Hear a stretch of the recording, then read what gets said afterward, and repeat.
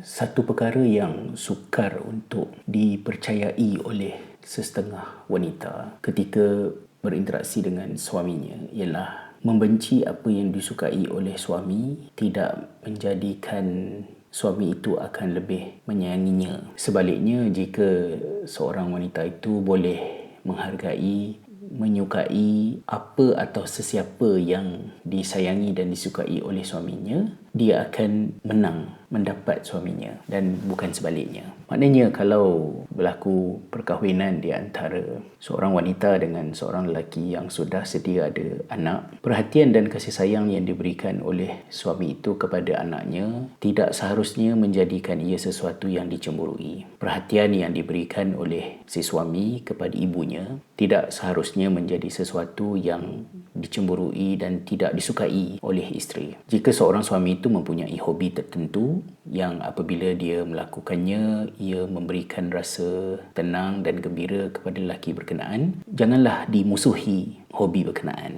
Kerana seorang lelaki itu boleh membezakan di antara kasih sayangnya kepada ibunya, kepada anak-anaknya, persahabatannya dengan kawan-kawan karib beliau, dan cinta serta kasih sayangnya sebagai seorang suami kepada isteri. Ia tidak bercampur aduk, ia tidak bertindan, ia tidak mengganggu prioriti. Tetapi apabila seorang wanita itu mencemburui dan memusuhi apa yang disukai, disayangi dan dihargai oleh suaminya, dia tidak akan berjaya menjadikan suami itu lebih menyayanginya, bahkan berisiko kehilangannya.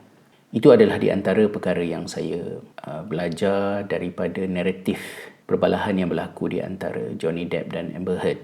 Walaupun tidak ada soalan spesifik yang diajukan mengenai hal itu, tetapi saya mengesannya melalui keterangan yang dikemukakan oleh Johnny Depp sebagai pendakwa di peringkat awal kes perbicaraan yang berlangsung selama 7 minggu baru-baru ini. Dan ia merupakan satu pelajaran yang sangat berharga kerana kita sama-sama dapat melihat bagaimana walaupun melalui keterangan yang diberikan oleh Johnny Depp dan kakaknya bahawa ibu mereka seorang pendera sangat abusif, menyeksa mereka daripada kecil hingga dewasa, sehingga ayah mereka pun tidak tahan dan meninggalkan mereka sekeluarga. Ia tidak menjadikan Johnny Depp membenci ibunya kerana ibunya adalah ibunya. Dia menjaga beliau sehingga ke akhir hayat, termasuk ketika di saat-saat akhir apabila beliau mengidap sakit barah yang membawa maut, dan ketika beliau struggle dengan tanggungjawabnya untuk menguruskan ibunya, itulah isteri beliau Amber Heard telah mendatangkan pelbagai masalah. Dan Johnny Depp juga ada menyebut bahawa anak-anaknya lebih bijak daripada dia, dan kerana itu mereka tidak suka untuk berada bersama dengan Amber Heard. Dan ia harus menjadi pelajaran kepada kita bahawa emosi seorang lelaki itu agak unik.